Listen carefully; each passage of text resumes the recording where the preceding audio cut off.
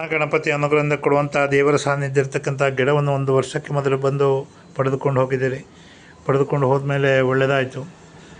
Important ವಿಚಾರ, ತಮ್ಮದೊಂದು file miss ಆಗಿತ್ತು, ಅದು ಸಿಕ್ಕಿದೆ. ಆಮೇಲೆ ನಿಮ್ಮ ಬಿಲ್ಡಿಂಗ್ ಕನ್ಸ್ಟ್ರಕ್ಷನ್ಗಳಾಯಿತು.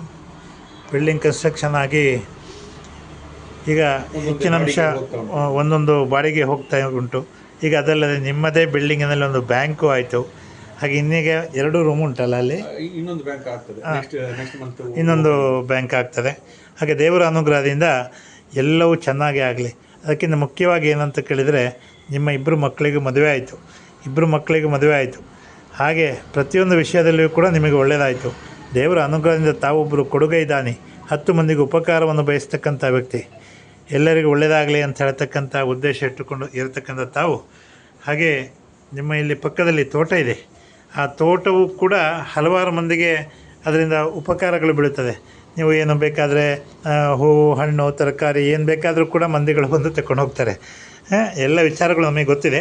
ಹಾಗೆ ತಾವೀಗ ಇಲ್ಲಿ ಇವತ್ತೀಗ ತುಪ್ಪ ದೀಪ ಹಚ್ಚಿ ಹಣ್ಣು, ಫಲ, ಪುಷ್ಪಗಳನ್ನೆಲ್ಲ ಅರ್ಪಣೆ ಮಾಡಿದ್ದೀರಿ. ದೇವರ ಅನುಗ್ರಹದಿಂದ ಸಂಪೂರ್ಣವಾಗಿ ಜೀವನದಲ್ಲಿ ಗೆಲ್ಲತಕ್ಕಂಥ ವ್ಯವಸ್ಥೆ ಆಗಲಿ. ಎಲ್ಲ ಚೆನ್ನಾಗಿ ಆಗ್ತದೆ, ಒಳ್ಳೆಯದಾಗ್ತದೆ. ದೇವರು ಒಳ್ಳೇದು ಮಾಡ್ತಾರೆ.